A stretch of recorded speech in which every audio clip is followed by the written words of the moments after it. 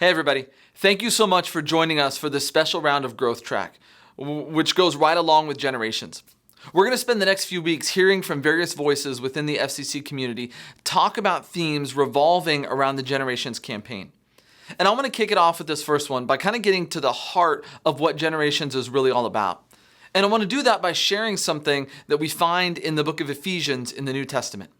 Ephesians is a letter written by the Apostle Paul to the church in Ephesus.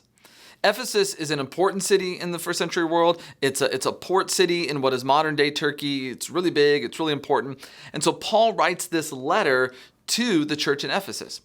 And in the first part of the letter, the first 3 chapters, Paul spends talking really about like what we would consider like theology and doctrine. He's just kind of explaining to people the truth. And what he's saying in those first few chapters completely revolves around what new life we find in Jesus Christ. And he talks about it in his first century context for both Jews and for Gentiles, for both people from Israel and people from outside Israel. And then when he gets to chapter 4, he makes the transition to talking about what this means for the way that we live. And he's making the transition kind of from the theological or the philosophical to the very practical.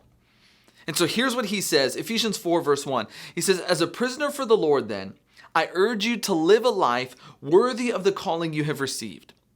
Be completely humble and gentle. Be patient, bearing with one another in love. Make every effort to keep the unity of the Spirit through the bond of peace." So if you haven't gathered, as Paul's writing Ephesians, he's actually in jail. And what he's doing here is he's using his imprisonment kind of as a means to like motivate people. He's saying, listen, as someone who has paid the ultimate price for what I'm asking you to do, I'm in jail here. Paul's saying, here's what I want you to do. And notice what he tells them. He says, I want you to live a life worthy of your calling. Paul says, because of what it is that Jesus has done for you, because remember, that's what he talked about in the first 3 chapters of Ephesians, everything that Jesus has done for us and how we find new life in him. Paul says, because of that, you need to live a life that is worthy of that. See, sometimes as people, we get confused between grace and love and we dismiss character. Right? We focus all on grace and love, and it's all about grace and love, but we ignore what that means for our lifestyle and for the way that we live. And the Apostle Paul very much is a guy who's all about grace and love. I mean, he writes 2/3 of the New Testament. He's focused on the grace and love of Jesus and what it means for us, but he never focuses on that to the extent of character. And this is what Paul's getting at here, that the way that we live, it ultimately matters. This is what I try to teach my kids when I teach them about the idea of saying you're sorry. See, for the longest time, my kids have believed that when you say you're sorry, all you're really saying is that you feel bad for what you did. I feel bad that I hurt you or that I took that or whatever. But what Linda and I try to teach our kids is that really saying you're sorry isn't just about feeling bad.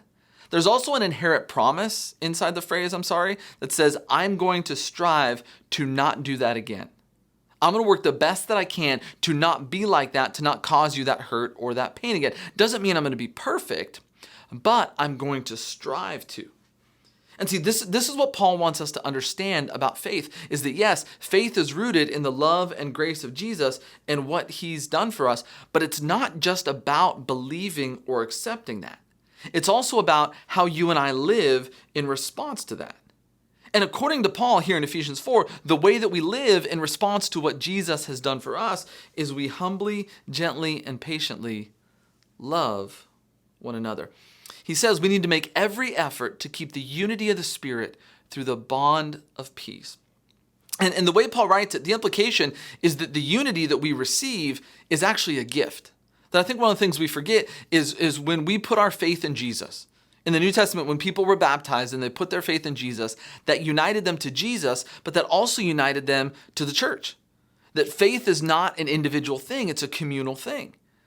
And so in the same way that we are given this gift of having this connection with Jesus, we're also given this gift of being a part of the family of God and being a part of the church. So our unity is a gift that's given to us because of what Jesus has done for us. Paul says, but we have to work to keep that unity. And that's where Paul comes along and says, that's why we have to be humble, and we have to be gentle, and we have to be patient, and we have to bear with one another. That's the effort that you and I have to put in toward keeping the unity that we have been given in Christ. And according to Paul here in Ephesians, our effort to maintain that God-given unity is a sign of our maturity in our faith and in our commitment to Jesus. If you look in the Old Testament, which is the story of the century, or the story of ancient Israel, the core faith of ancient Israel was based around this confession that God was one.